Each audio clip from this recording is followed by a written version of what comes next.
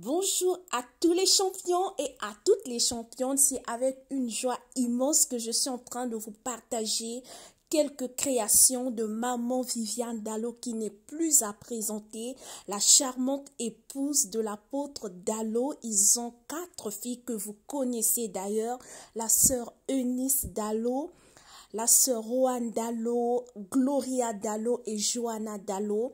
Et ces 3 merveilleuses filles sont mariées à des serviteurs de Dieu, le pasteur Lord Lombo, pasteur Vedoso, le frère Okani, et maman Viviane habille ses propres filles lors des cérémonies, la dot, le mariage officiel, la bénédiction nuptiale et les autres cérémonies que vous connaissez.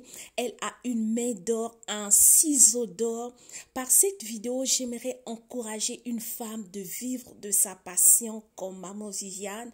Elle a étudié, mais à côté de cela, elle a pensé vivre de sa passion, perfectionner sa passion. C'est dont j'aimerais encourager une femme. Peut-être tu as fait des études, les longues études, tu as un doctorat, tu as un master, tu as une licence, mais au plus profond de toi, il y a une passion qui bouillonne en toi. Ça peut être devenir styliste, modéliste comme maman Viviane.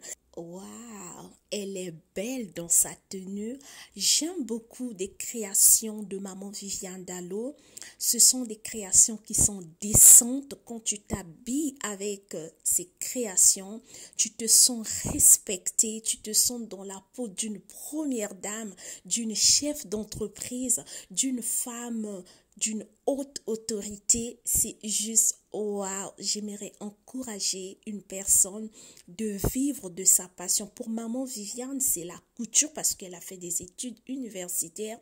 Mais pour toi, la passion, c'est quelque chose que tu fais de façon facile, que tu désires ardemment. Tu es en train de travailler quelque part, mais ton cœur, tu sens que ton cœur est partagé. Ça peut être l'ouverture d'une boutique d'habillement ou autre chose, mais c'est quelque chose qui est plus fort que toi. En ce mois de mars, qui est le mois dédié à la femme, j'aimerais que tu réfléchisses ensemble avec moi. Ça peut être un soir après ton travail, après que tu aies pris soin de tes enfants, mais que tu t'asseyes, que tu te regardes, que tu te poses des vraies questions de savoir pourquoi je suis créée et quelle est ma mission. Qu'est-ce que je peux apporter à l'humanité en dehors de mes études, en dehors de mon intelligence, en dehors de ce que je peux apporter dans l'entreprise d'une autre personne.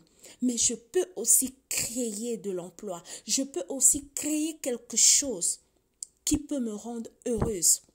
Aujourd'hui, on constate, il y a des gens qui vont au travail, mais qui sont un peu frustrés à l'intérieur d'eux, parce que elles ne font pas ce dont elles veulent exactement.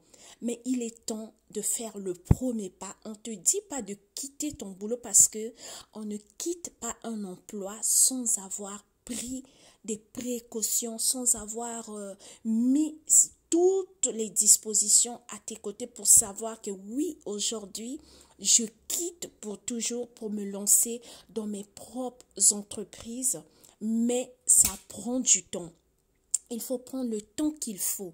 Il faut savoir mettre en place un calendrier pour savoir qu'est-ce qu'il faut avant que je quitte. Mais tu peux toutefois travailler et mettre de côté quelque chose qui te passionne au plus profond de toi. Regardez ces belles créations, oh mon Dieu, que j'aime également.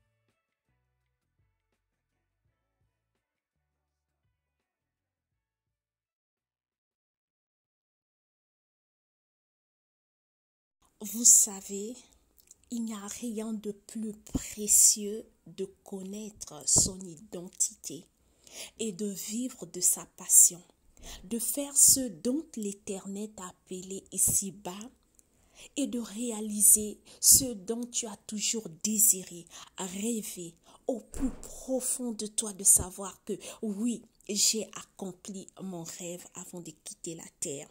Quand je vois des femmes qui vivent de leur passion, qui ont accompli leur rêve, mon cœur est dans la joie et ça m'encourage beaucoup, ça me booste beaucoup de savoir que rien n'est impossible. Il suffit juste de bosser dur.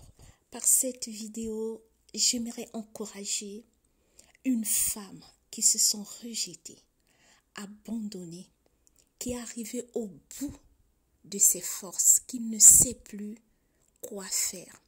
Mais j'aimerais te rassurer une chose, que Jésus-Christ t'aime. Dans ces conditions, regarde à l'Éternel des armées. Cherche ton identité en Christ. Parce que quand tu ne connais pas ton identité, tu feras comme tout le monde. Et là, les complexes d'infériorité, des complexes de supériorité naissent simplement parce que tu ne te connais pas, tu copies tout, tu fais comme tout le monde, il n'y a pas de différence. Sache une chose, tu es unique. Il n'y a pas une autre version de toi, mais tu es unique à ton genre. Dieu t'aime tel que tu es.